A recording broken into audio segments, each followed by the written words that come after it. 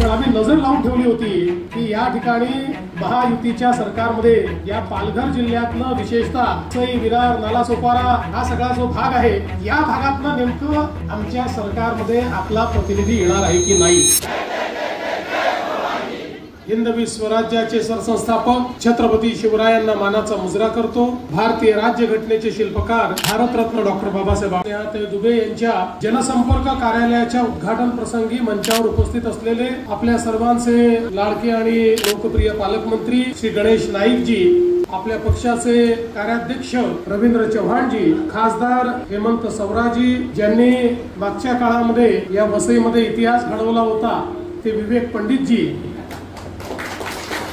आणि अर्थातच त्यांच्याच संस्कारातून तयार झालेल्या आपल्या लोकप्रिय आमदार नेहाताई पंडित दुबे, आमदार निरंजन डावखरे, आमदार राजन नाईक, राणीताई द्विवेदी, विद्याताई पाटील, हेमंतजी म्हात्रे, राजारामजी मुळीक, निलेशजी तेंडुलकर, मंचावरील सर्व मान्यवर आणि माझ्या समोर बसलेले वसईच्या क्षेत्रामध्ये ज्यांनी क्रांतिकारी परिवर्तन घडवलं अशा सर्व कार्यकर्ता, नागरिक, भगिनी आणि बंधूंनो, मला अतिशय आनंद आहे की आज स्नेहाताईंच्या जनसंपर्क कार्यालयाचं उद्घाटन करण्याकरता या ठिकाणी मी आलो आहे। आज मुख्यमंत्री झाल्यानंतर पहिल्यांदाच आपल्यामध्ये येत असल्यामुळे मी आपले अतिशय मनापासून आभार मानतोय।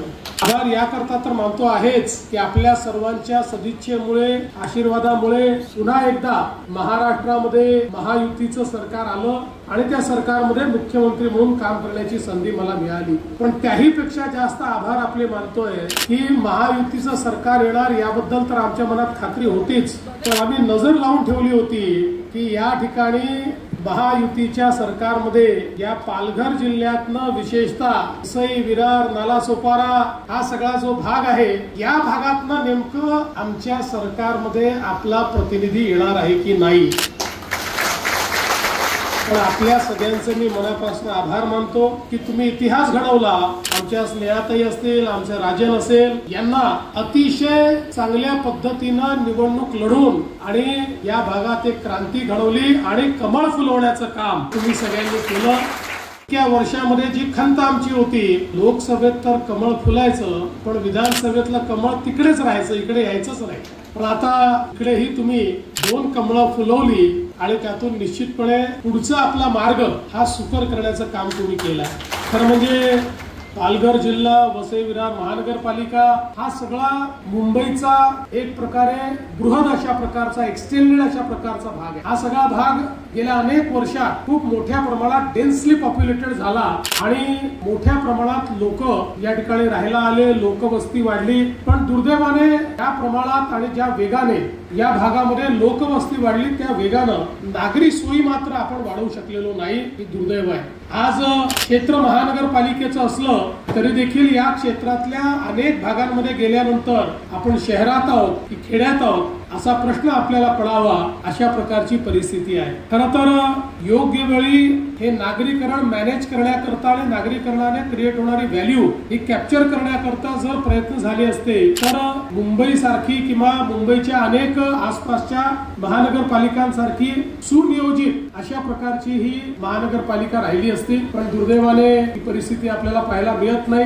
वसई सारखं अतिशय ऐतिहासिक अशा प्रकारचं आपलं गाव की ज्याला एक मोठा छत्रपती शिवाजी महाराजांचा, मराठा साम्राज्याचा, हिंदवी स्वराज्याचा इतिहास आहे, आज या ठिकाणी मोठ्या प्रमाणात आपल्याला विकास करण्याकरता काम करण्याची आवश्यकता आहे। आणि म्हणूनच मी तुम्हाला आश्वस्त करण्याकरता आलोय। स्नेहाताईंसारख्या एक संघर्षशील, म्हणजे स्नेहाताईंचा उल्लेख आपण निश्चितपणे, त्यांनी जसं सांगितलं की जन्मापासून त्यांना संघर्ष करायला विवेक भाऊंनी शिकवलं, त्यामुळे संघर्ष कन्या असाही त्यांचा उल्लेख करता येईल अशा आमच्या स्नेहाताई आहेत। आणि त्यांच्या नेतृत्वामध्ये या भागामध्ये आपल्याला एक मोठं परिवर्तन घडवायचं आहे, कारण तुमच्या परिवर्तनाची गुरुकिल्ली महानगरपालिकेत आहे आणि ती जोपर्यंत आपल्याकडे येत नाही तोपर्यंत आपण कितीही स्वप्न बघितली तरी ती त्या दरवाजाशी येऊन थांबणार आहेत, ती पुढे जाऊ शकणार नाहीये।